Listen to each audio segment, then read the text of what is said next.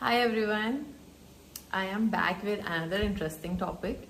Even though my intention was to cover something else up and talk about actually the process of development of inner child, but while I was meditating to choose a topic for today, I was told you already have a 1 hour long inner child um, development, but not psychologically we're talking about. So there are 3 dimensions to even inner child work.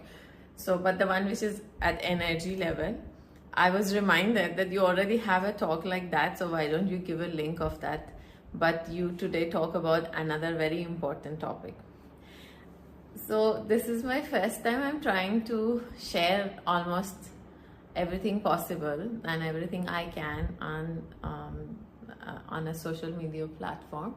Usually when I'm working with people one-on-one and when I have my workshops, I know it is a specific, it is inner child or it is past life or it is family constellation, and I know these are the points I need to cover in theory, and then of course it's very interactive. People are asking questions, clearing their doubts. There are a lot of examples and a lot of interesting stories come up. So it's like a flow. And then when it comes to doing it intuitively with an audience that I can't really have an interaction with, it's a little challenging. And hopefully as I will keep sharing what I know, it will get a little easier for me. But till then, just bear with me. So even though I wanted to start with the inner child, I was told it is better I cover up something that will help everyone in their journey. Whether it is your journey of a relationship with someone, whether it is a journey of your own self-growth, whether it's a journey of parenthood. So the topic that I have been asked to speak about is acceptance. And when I thought about it before starting this video, I realized it is actually extremely important part of not only a journey, but the entire existence. It is important we come to a place of authentically accepting ourselves and everyone else in the universe. Yesterday I had a soul macrocosm drama, a personal session, and it was for someone I really know well. And so the issue with this lady was that she was in acceptance of everything else, like the good, the bad, the ugly of herself, the demonic side, the shadows, the limitations she has in terms of work, in terms of personal capacity, relationships, all of that. So we had kind of hit a roadblock, and I thought it was better now we stop everything else and do a soul macrocosm drama to understand where is the issue, because theoretically and even practically, so many things that she's quite an aware person and she knew everything. And also for me it was interesting because almost every client or every person I deal with helps me to heal a residue of something in me, right? It's always a kind of a mirroring or reflection act that happens through any session, or in fact through any interaction. Even if it is not a healing work, any interaction has either a mirroring, reflection, or a projection kind of an exchange in it, right? So then we realized the problem was when she would meet people in pain, it could be someone suffering from hunger or seeing a beggar on the road or a person in the family with some issues, she could not accept their truth for what that was. So she would always want to step in and help. And why it resonated with me so much, because I have been struggling with the same. I won't say struggling, but I have been observing myself doing almost similar things, and I have tried to narrow it down to focus to make sure that I'm in acceptance of other people's journey. But this was something she had with the collective, as if the pain of collective was so unbearable. So that made me think that how many of us and how much of us is in acceptance of life and existence for what it is. And probably that is why the topic for today is I've been told to talk about this. we need to be able to accept. Of course, we need to accept ourselves first more than anything else, and to be able to accept and operate from a space of the self-fullness of self-love, not the artificial part of looking at things, trying to achieve all the desires, making sure all the things that I need materially, physically, and all of that is met. Those are important. There's no denial in the fact that everyone deserves to have a kind of life, the comfort, the luxury, the beauty, the peace, the joy, the kind of relationships, the harmony they desire. It is our birthright to desire a graceful, harmonious, beautiful, joyful, peaceful existence. But now the problem comes where we are unable to accept, and where we use the material part or our dreams and desires to cover up for the lack of acceptance of who we are inside. Now, so one is that looking at ourselves and accepting who we are, but then we have to be radically honest with ourselves. We have to really put ourselves under a microscope and look at everything, because unfortunately or fortunately, our shadow selves and the dark side of us, or the things we are, so when I say the dark or the shadow, we're talking about a part of us we are in judgment of. It is not about it being right or wrong, good or bad, ugly or demonic. It is about the part of us we have a judgment about, and we do not want to see, we do not want to know, we do not want to express that part of us. So that is what we call the shadow, or we call the dark. Basically, anything that we are ignoring and suppressing or trying to control and manage from a space of judgment of the self is what we call the dark side of us. Now, so one is the acceptance of these aspects of us, and also I see with a lot of especially light workers, myself included, we have a very difficult I don't know if it is difficult is the right word, but we have a very judgmental part to us. We stop judging the outside world, but it is very difficult for most people to embrace their light, to really accept their unique qualities, which are also nice qualities. Some people do accept it, but a lot of people ignore their gifts. It's very difficult for them to accept their qualities. It is very difficult to acknowledge that even they are nice human beings, because for some very weird reason we are wired to continuously look for faults, because that is the nature of the ego. Ego is trying to find the fears, trying to find the loopholes, trying to find all those little corners and all those little holes here and there, because it wants to make sure it is aware of everything which can possibly ever go wrong, so that it can protect us and it can protect itself, right? So by design of the ego, we all are looking for faults, and we do the same in us. So what happens is, as a result of judging the parts of us we do not like, and also continuously operating from ego and looking for all the loopholes, all the low vibration energy belief system in us, all the holes in, let's say in our values, principles, whatever the ego thinks can be a threat in some way or the other in the future, ever, it can be all of eternity future, it tries to not accept the light. Because if the ego accept the light, and if we accept that we are really divine being and we are just here to express the divinity within, then the ego will have to cease to exist, and no entity, including the ego, wants to ever die. Everyone wants to survive. So this is our basic fear. It is our basic essence, I would say, which has gone really wrong by now. So what happens is we try to cover up with other things, and because of these whole combination of ego, the shadow selves and all of that, and the judgment of the self, we have no understanding of who we are, and this is where we get lost. Then we start trying to be like others so that we can fit in, so that we can feel safe within the community. And this is where the conflict starts, because I am not owning my gift. I am not knowing who I am. I am not knowing what I bring to the table. And I don't know my strengths, and I don't want to look at my weaknesses in any ways because the ego doesn't like it. Now I try to be like others who inspire me, or I try to be like those who actually have the same quality that I have but I'm not aware of. So I get attracted to either extremely opposite because it is very inspiring for me to reach there, or I'm actually jealous of someone who actually has the same gift as mine. It's just that that person is aware of it and is expressing it, but I'm not aware of it, hence I cannot express it.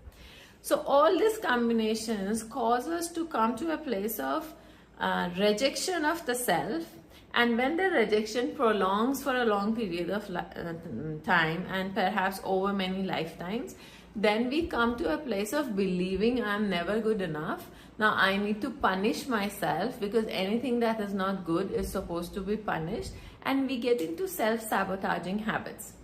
And then this vicious cycle starts because now we are so lost, now we are sabotaging ourselves, we are ruining whatever little we knew about ourselves and trying to fit in and become like others and all of that stuff. Then it actually eventually leads to helplessness, then resentment, then anger, and that the vicious cycle goes on to the extent that a lot of people become bitter, and they become so devastated by this repeated pattern of going from not knowing the self, judging the self, to now self-sabotage and resentment and bitterness, that they start becoming angry with life and angry with the creator. Now when a soul has reached this level, two things can happen. Either the soul can become extremely cruel and can believe that if the God doesn't care and if I'm not finding a solution, to hell with everyone else, I'm going to ruin everyone and I'm going to be taking from everything and anything that comes my way, and I fill my cup. So these are the people who turn psychopaths, sociopaths, narcissistic, and all of that. Actually, three scenarios can happen. So one is this. The second is that the soul gets so lost that now they have no ability, and they get so scattered looking for the pieces of themselves across lifetimes, across experiences and situations, that now they actually can no more handle what is happening, and they're continuously looking for things they feel they have lost, not realizing everything is still is within. So these are the people who usually come forward and they are diagnosed to be suffering from a condition of schizophrenia. So it's a soul experience, bipolar, or multiple personality disorders. So, and then the third scenario is that these people, they say whatever has happened to me should not happen to anyone else, and no matter what, I am going to save everyone. And this is with a lot of light workers, myself included. So when this happens, the person is in acceptance of self, acceptance of people, but not acceptance of the journey of the others. And in a very subtle way, a positive side of ego is kicking in, and the person thinks almost that I need to be Messiah or a god to people, and whoever is in pain and whatever is happening, I need to go and serve. And what happens is they do this at the cost of their own well-being, at the cost of their own desires and dreams. Now this is very dangerous because we already have the first 33.33% of people who have become, let's say, narcissistic. The second 33.33% of population going through this vicious cycle has now become kind of, they're too lost, they need really help, so they can't really serve the society. And now the third and the last portion, which is supposed to be the light worker, is also lost. And now doing everything from helplessness. When I was helpless and when I was trying to find my light and I struggled and I know the pain of, let's say, hunger, poverty, lack, not having a community, being discarded, abandoned, all of that. Now I need to play God in everyone's life and don't let them go through this. And in the process, they are again losing themselves. So to be able to come to a place of balance and the middle path, and first focusing on making ourselves a better version of us, which is a continuous work, which is a every day, every minute, every breath awareness kind of a work, we are doing the biggest service today, mankind, and to ourselves, to the existence. Imagine that if everyone takes responsibility and becomes a better person and a better version of themselves and recognize their gift and are now ready to share with that gift. Your life purpose, your gift will come to you when you're ready to share it. If you're not ready to share it, if you don't have the means to share it, if you're not able to do it, if you can't even recognize it within you, what is the purpose and why would the creator or the source or your guides or your inner voice, your higher self, whatever you want to name that entity, bring you the gift? Because you're gonna waste it. It's not gonna be used. So the biggest service is to be ready enough to be able to express that gift, to be able to be ready so that the path can be shown to you. Now the second part is very important: to reach out, to help, to facilitate, to volunteer, to be available, but not at the cost of your well-being. And also realize there is a limitation to how much we can do for others, because everyone else actually has access to the same source or the creator, to the same intelligence. Everyone else has the same divinity spark within. Everyone else's source, God, creator, is the same as yours. And everyone else has equal understanding, intelligence, capacity to grow.